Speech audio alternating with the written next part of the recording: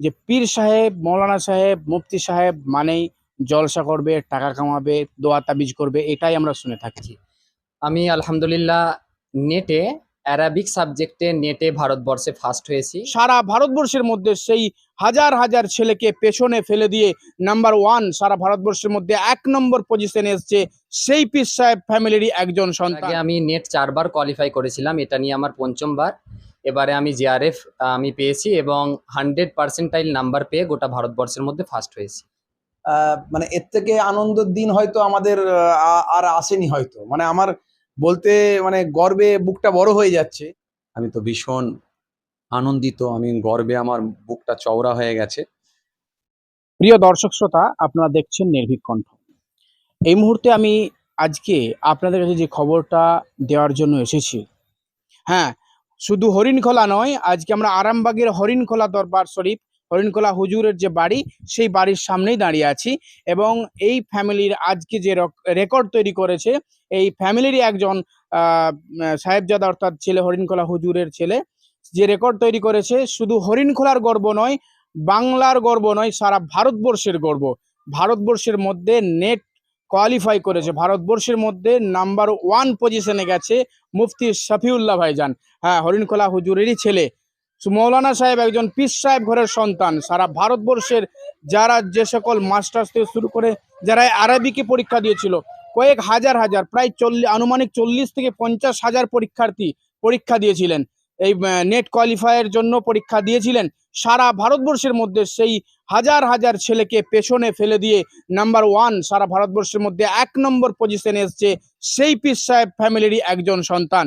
তার কাছ থেকে আমরা শুনবো কোন পরীক্ষাতে সারা ভারতবর্ষের মধ্যে প্রথম হয়েছে। মুফতি শফিউল্লাহ ভাইজানের কাছে আমরা যাব, গিয়ে শুনবো টোটালটাই। আসুন, সঙ্গে থাকুন।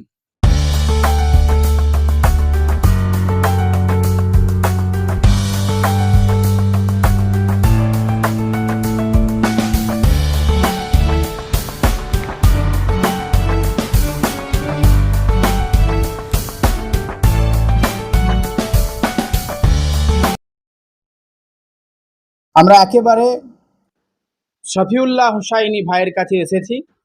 কি র্যাঙ্ক করেছে, কি রেজাল্ট করেছে, আমরা তার মুখ থেকেই শুনবো। আর প্রথমে নির্ভীক কণ্ঠের স্বাগত আপনাকে। থ্যাংক ইউ, খুব ভালো লাগছে আপনি এসেছেন, আপনার আগমনকে স্বাগতম জানাই। Thank you. আমরা যেটা শুনলাম, যে খবর পেয়েছি আপনি সারা ভারতবর্ষের মধ্যে নেট কোয়ালিফাই করেছেন, সারা ভারতবর্ষের মধ্যে প্রথম স্থান অর্জন করেছেন।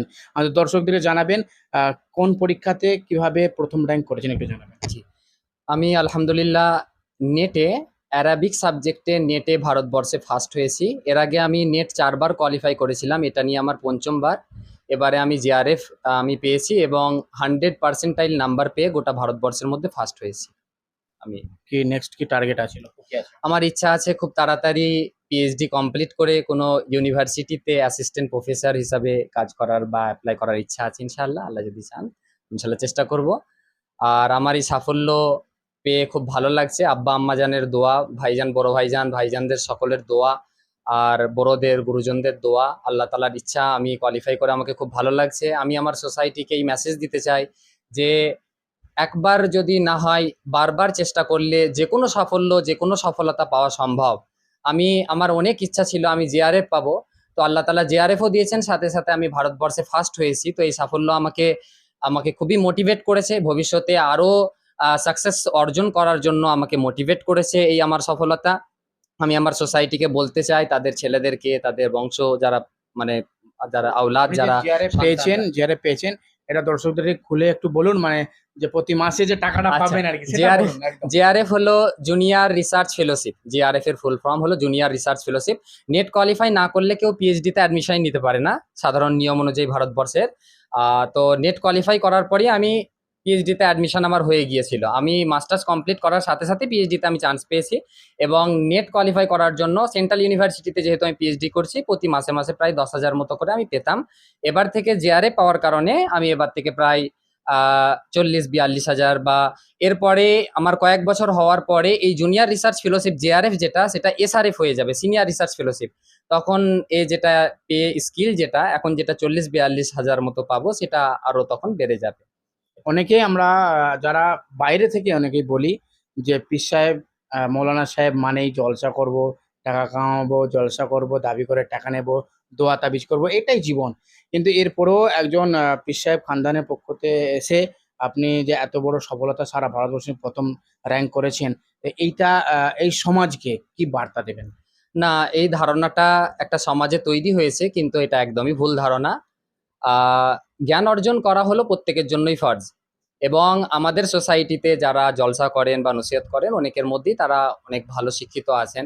যেমন আমি আমার ভাইজানদেরকেই দেখতে পাই, ওনারা যথেষ্ট পরিমাণ স্টাডি করেই জলসা করেন, এতে কোনো সন্দেহ নেই। তো আর একজন যে সমাজকে মেসেজ দিবে, যে জলসা করবে বা নসিহত করবে, তার জন্য উচিত যোগ্য, সে আগে নিজে যোগ্য হবে, নিজে যোগ্যতা অর্জন করবে, একটা কোয়ালিফিকেশন অর্জন করবে, তারপরে সে সোসাইটিকে মেসেজ দিতে যাবে। আপনি সোসাইটিতে সমস্ত রকম মানুষ রয়েছে, মূর্খ রয়েছে, অশিক্ষিত রয়েছে, শিক্ষিত রয়েছে, এডুকেটেড, আনএডুকেটেড, তারপরে চাইল্ড, তারপরে বাচ্চা, বড়, সকলে রয়েছে। তো সকলের কাছে একটা মেসেজ যখন আপনি দিতে যাবেন, তো আপনার প্রপার কোয়ালিফিকেশনের প্রয়োজন। তো ওই জন্য একজন লেকচারার হতে গেলে অবশ্যই তার কোয়ালিফিকেশনের প্রয়োজন, সেটা যে কোনো বংশের হোক, সে পীর সাহেব ফ্যামিলির হোক বা সাধারণ ফ্যামিলির হোক, প্রত্যেকেরই যোগ্যতা অর্জন করার প্রয়োজন রয়েছে বলে মনে করি। আর সেটাই আমি লক্ষ্য নিয়ে আগে যাওয়ার চেষ্টা করছি। আর যে নেক্সট জেনারেশন আছে, যারা মানে চাই একটা সঠিক দিক নির্দেশনা পায় না, যে আগামী 11-12 বা যারা মাদ্রাসাতেও পড়ে, যে কোন দিকে পড়াশোনা করলে আমি সঠিক একটা লক্ষ্যতে পৌঁছাতে পারবো, বা যারা এখনো পড়াশোনার দিকে আগ্রহী নয়, তো তাদের জন্য কি বার্তা? খুব সুন্দর বলেছেন। আমি আসলে আমাদের সোসাইটিতে যেটা ছোটবেলা থেকে দেখে আসছি, একটা মানে এটাকে আমরা বলে থাকি লজিক্যাল রিজনিং এর ভাষায়, যে অ্যাপিল টু পিপল বা অ্যাড পপুলাম ফ্যালাসি বলে একটা লজিক্যাল রিজনিং এ রয়েছে, যে সোসাইটির সমস্ত মানুষ যেদিকে যাচ্ছে আমাকেও ওই দিকে যেতে হবে। সবাইয়ের মধ্যে এক ধরনের চিন্তা ভাবনা ছোটবেলা থেকেই থাকে, আমি মাস্টার্স করব, তারপরে বিএড করব, তারপরে চাকরি পরীক্ষায় বসবো। কিন্তু এইরকম নয়। আমাদের যদি কেউ ভালোভাবে এডুকেশনাল ফিল্ডে আগিয়ে যেতে চায়, প্রচুর ফিল্ড রয়েছে। অনার্স করার পরে বিএড না করে কেউ যদি মাস্টার্স করে, তারপরে নেট কোয়ালিফাই করে, জেআরএফ করে যদি পিএইচডি করে, 5 বছর পিএইচডি করতে করতে প্রচুর পরিমাণে টাকা পাওয়া যায়, এটা যথেষ্ট।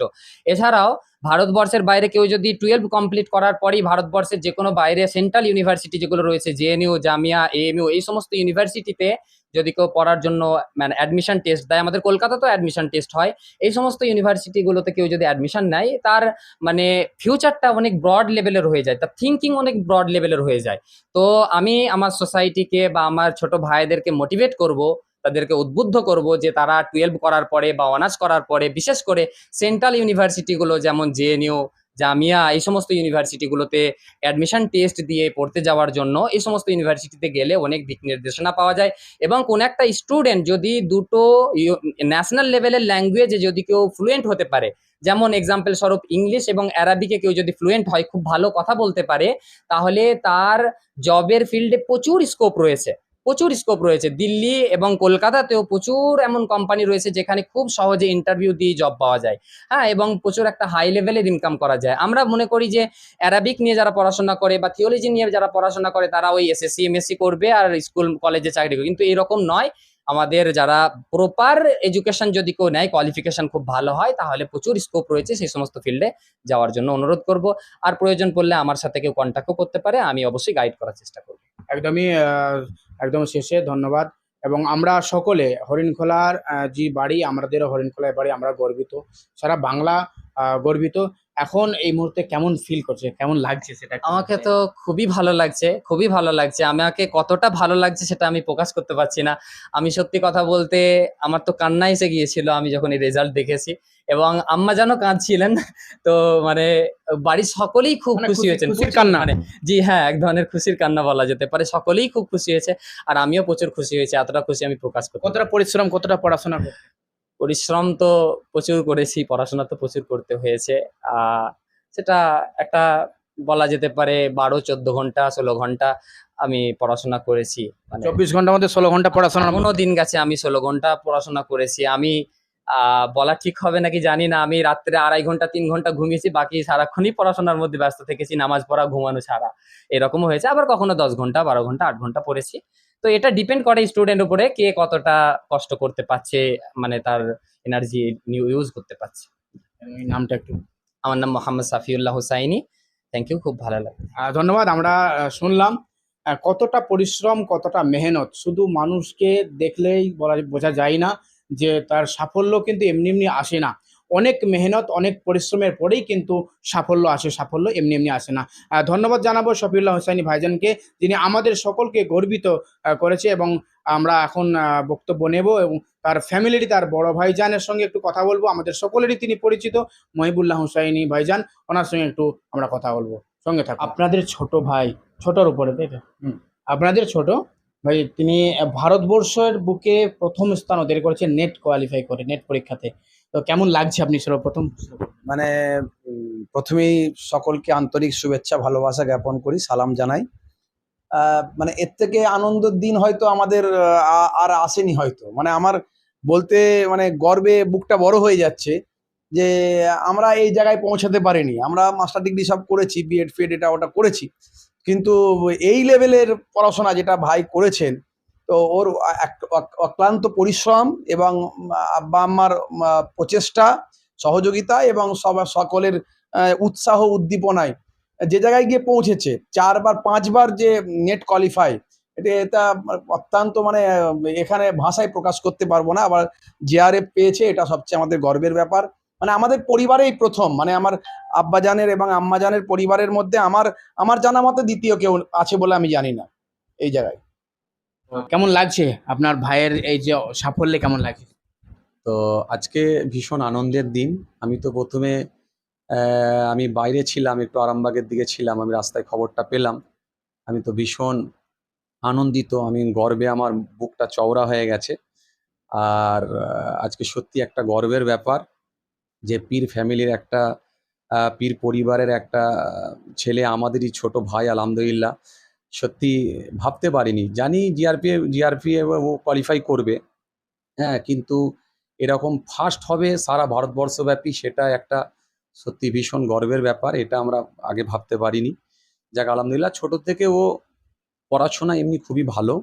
ও আগে খারেজি মাদ্রাসায় পড়াশোনা করতো।